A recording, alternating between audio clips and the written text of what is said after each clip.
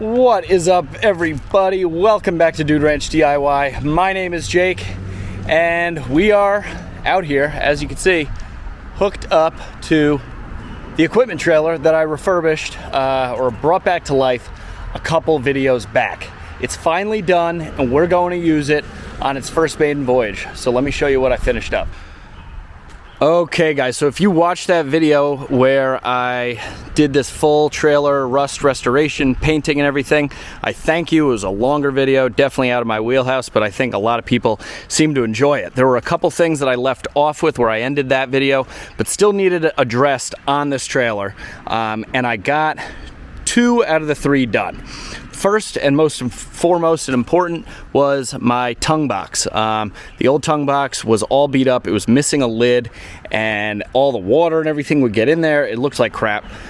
So I went ahead and I purchased a new one. It's real nice, plenty of room, holds all of my chains and binders and stuff, and with plenty of room for some other extracurriculars in there. It's not, you know, the most heavy duty, but I don't really plan on beating up on it, you know, too much. It's just there to hold chains. The other big thing, safety concern, was a breakaway switch. I put in a whole new breakaway switch. I put in a whole new battery. I wired everything up nice, and now all of it goes to the, you know, trailer hitch on the truck in case, God forbid, something were to happen.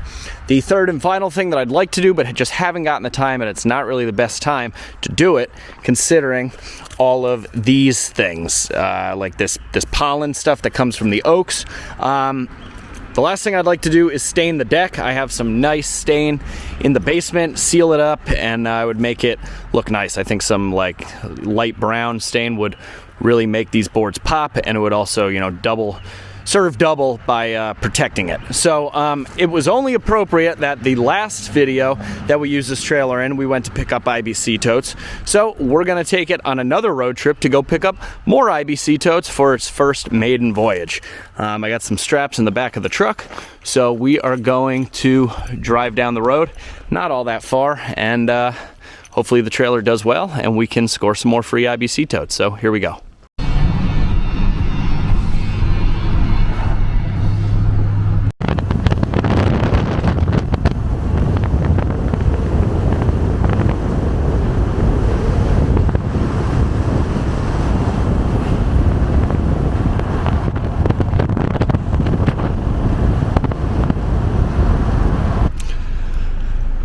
Alright guys, all loaded up. First load on the trailer since it's been done. 4 IBC totes.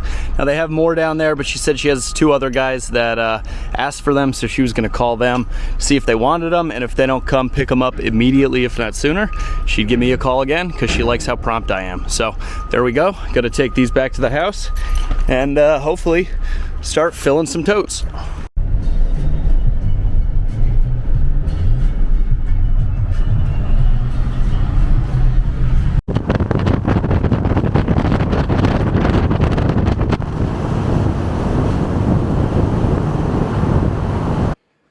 Alright guys, we got them back.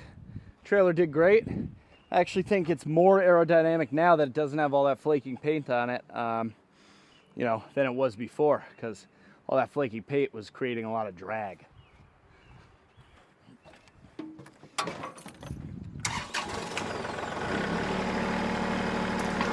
So, people ask me quite often in the comments and emails and stuff where I get my totes, and I get them from places that make mulch, guys. It's you know, there's places that make mulch and there's places that sell mulch. You gotta call the places that make mulch because they're the ones getting the IBC totes. So that's basically that.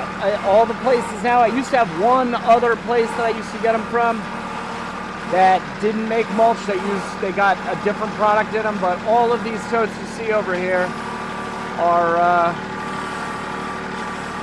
old mulch dyed totes. Now, with these, as I did this last batch, I'm going to be taking off the lids just to help them dry out a little quicker. Yeah, they're pretty wet in there. So open that up, open up the valve in the bottom, and all these ones I've already put all the tops back on and shut the valves because they're all ready to go. They're all dried up. But yeah, back to what I was saying, you gotta find the place that make the mulch, that grind the mulch. You can call up places that sell mulch and ask if they grind it themselves or if they get it from, or who they get it from if they don't grind it, and I would just call the places that they get it from.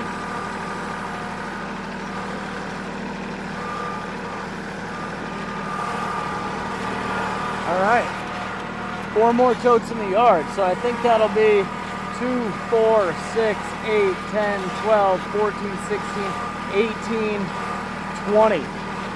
20 totes we got left. Chris and I have been hard at work, very busy, making more firewood the past couple days. We did not film it all, but we probably made about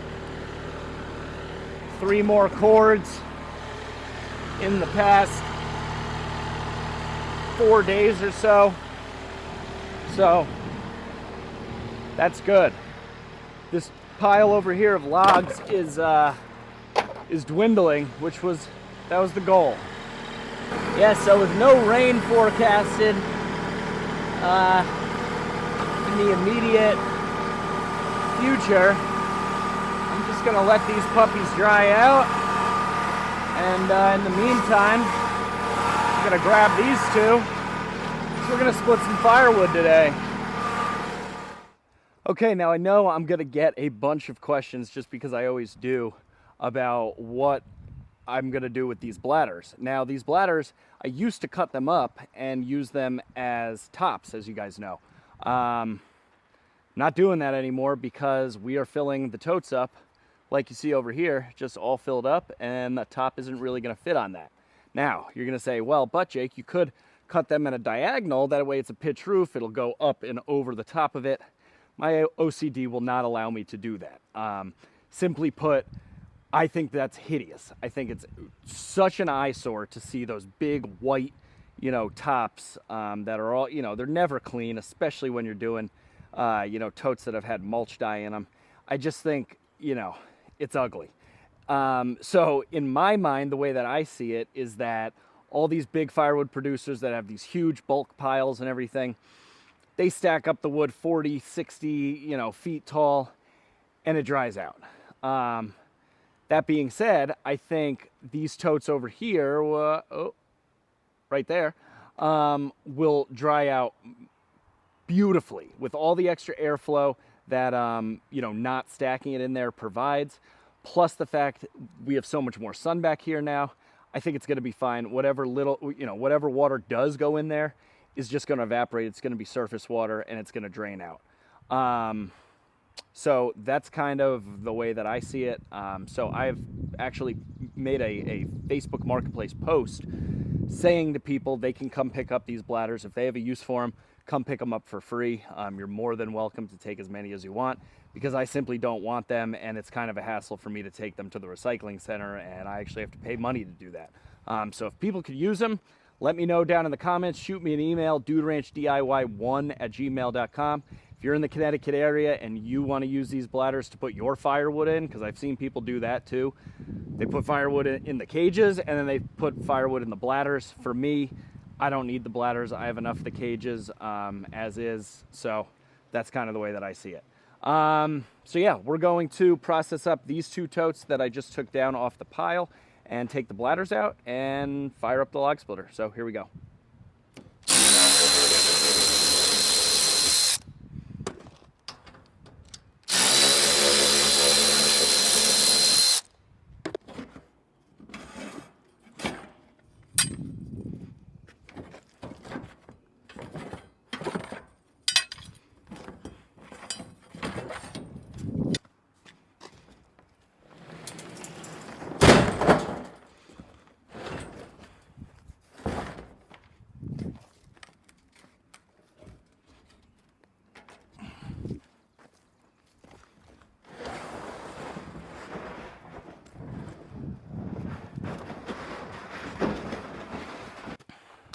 So once the contents are dry on the inside, I've been putting the caps back on just so that if somebody does come to take them, they you know, they won't have to deal with the mess that I normally have to deal with of all the wet remnants of the mulch dye. That's one of, honestly, it's probably one of the biggest reasons why I am now a fan of this new system, simply because I don't have to cut the bladders anymore.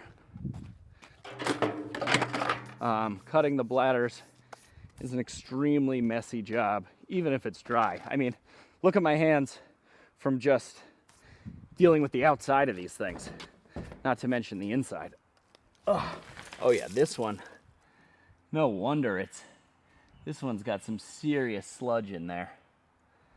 Let me see if I can show you. Oh yeah, this one's heavy. So you could see all the juice flowing out of the bottom there, but let me tip it over. Yeah, that is a ookie gookie mess. Glad I don't have to deal with it.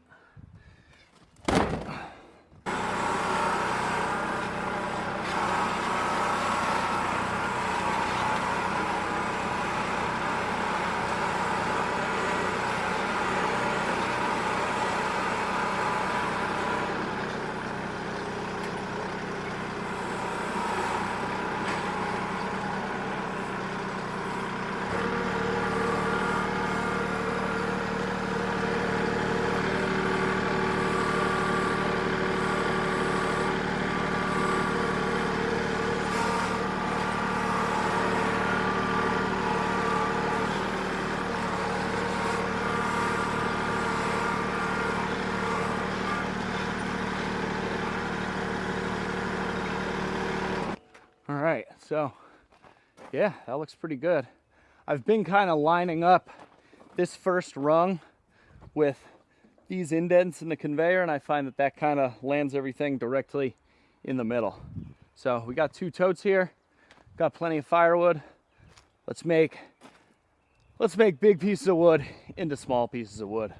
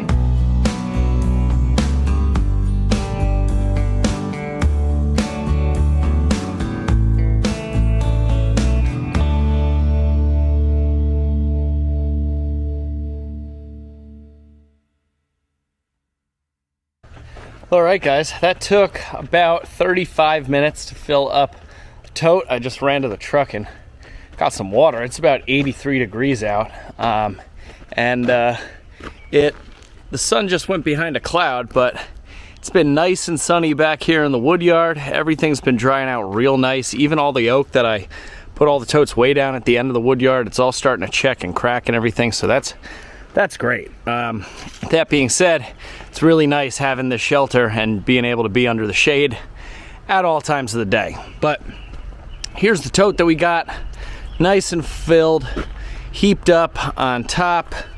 You know, it really does. I think I came with the hookaroon and pushed the pieces around like 3 times, maybe 4 times. Like this corner is nice and full. It's the lower corners that are hard to fill in because you just can't reach down there all that well. And there's really not enough wood to like kind of fall down there yet.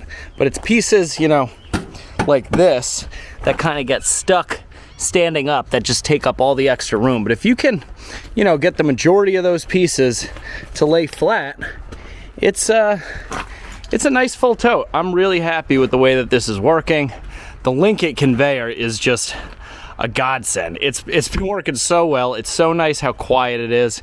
I don't even have it, like this is all loose. This isn't even, it's all just sitting on the stand. So basically, all this winch and everything was to be able to get it up high enough to load into the dump trailer. And as soon as I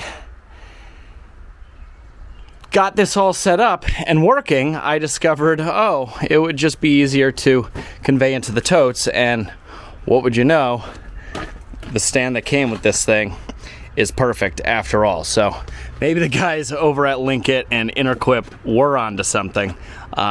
They knew how I needed to run this thing before I did.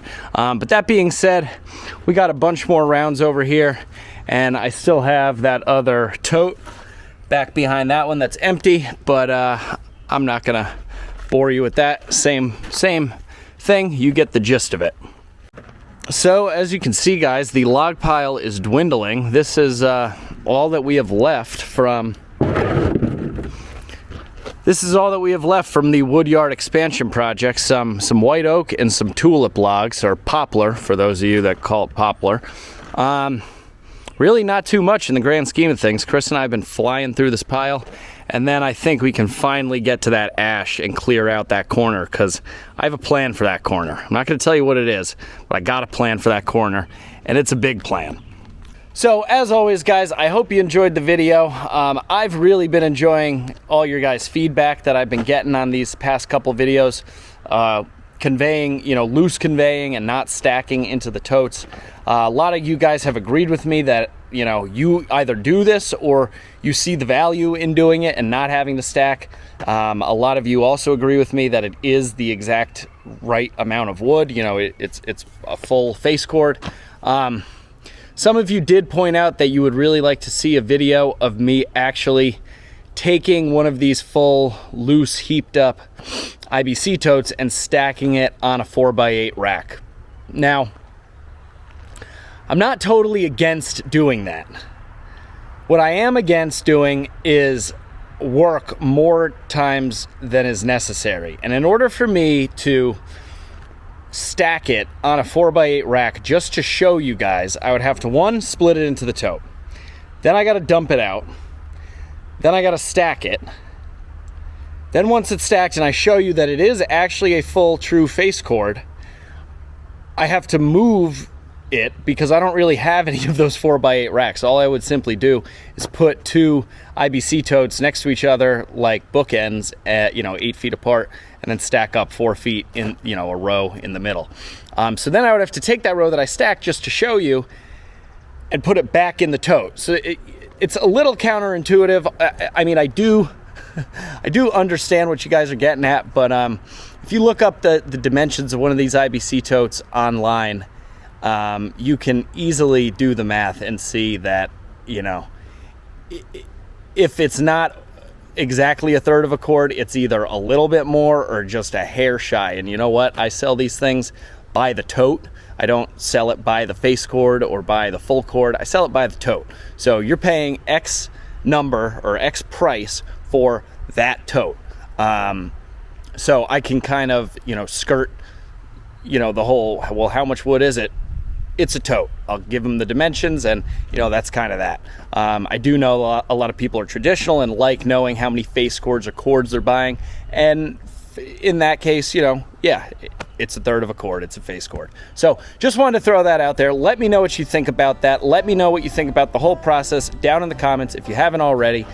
Getting super close to 10,000 subs. Hit the buttons if you haven't. Give me a big thumbs up. But for now, I'm Jake. This is Dude Ranch DIY. Thanks so much for watching. We'll see you here next time.